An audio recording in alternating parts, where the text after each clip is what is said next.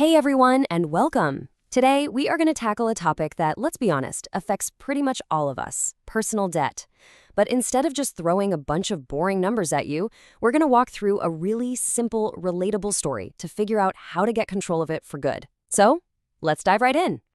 Okay, so let's kick things off with a story about a guy named Ravi. Now, Ravi is just like you and me. He's got a decent job, he's enjoying his life, but kind of quietly in the background, a really common problem is starting to grow. And it's one of those things that starts so small you barely even notice it's happening.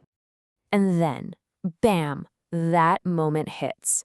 Robbie opens his credit card statement and his jaw just drops. 24,800 rupees. It just feels impossible. How did he even get this high, he's thinking. I mean, come on, I'm sure a lot of us have felt that exact same shock, right? And if you really break it down, look at how it happens. None of these things feel like a huge deal at the time. A new phone on an easy EMI? Sure.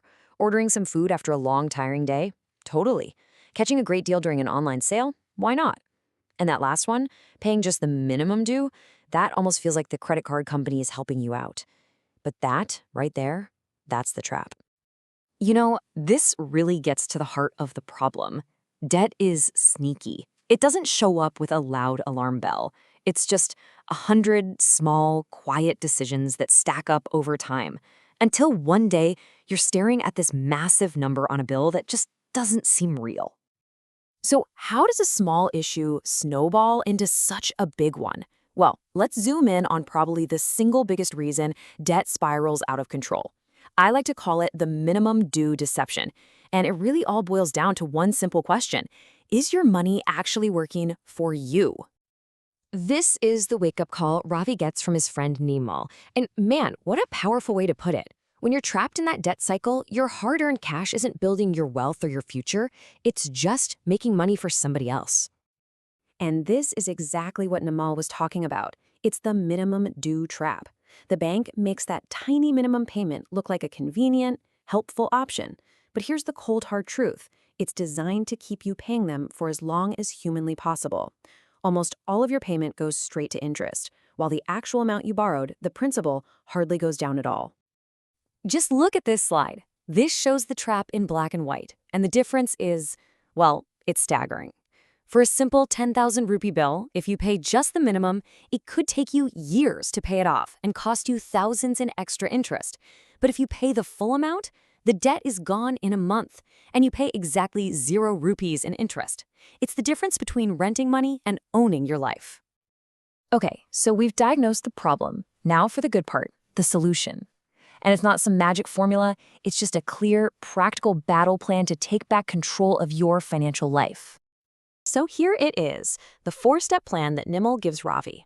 It's all about being smart before you borrow, being responsible when you swipe, being strategic when you pay back, and, this is a big one, being disciplined enough not to dig yourself into a deeper hole. Let's quickly break each one down.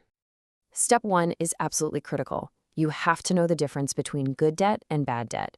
A bad loan is basically borrowing money for something that loses its value almost immediately. You know, like that fancy new gadget that's worth half as much a year from now. Good debt, on the other hand, is an investment, something that can help you grow, like education or starting a business. Now, when it comes to actually paying the money back, there is one golden rule. You want to throw all your extra cash at the loan with the highest interest rate, and that's almost always your credit card. By knocking out the most expensive debt first, you save the most money in the long run. It's the smartest, fastest way out. It's just simple math. All right, theory is one thing, but what does this actually look like in real life?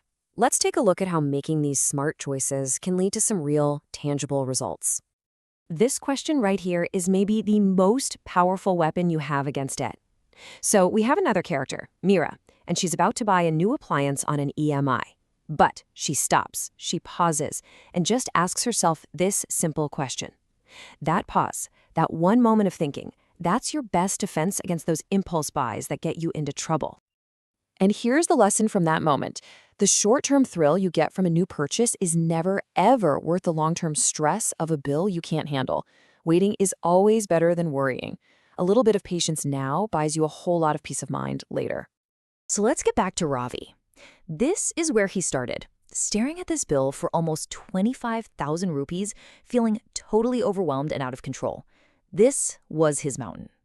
And by following those 4 simple steps, avoiding new bad loans, aggressively paying off his card, and just planning things out, this is where he ended up.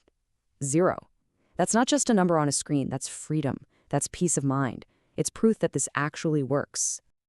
All right, so as we start to wrap this up, let's boil everything down to one final, really powerful takeaway. Because the goal isn't just to get out of debt, it's to completely change your relationship with money. Look, if you only take one single thing away from this whole explainer, please let it be these 3 keys right here. This isn't just a list, it's a whole philosophy.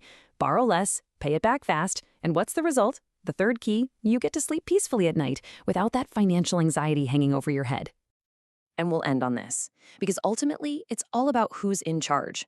Are you the one calling the shots with your money, making it work for your goals, or are you just working to pay off your past? The choice really is up to you. Be the master.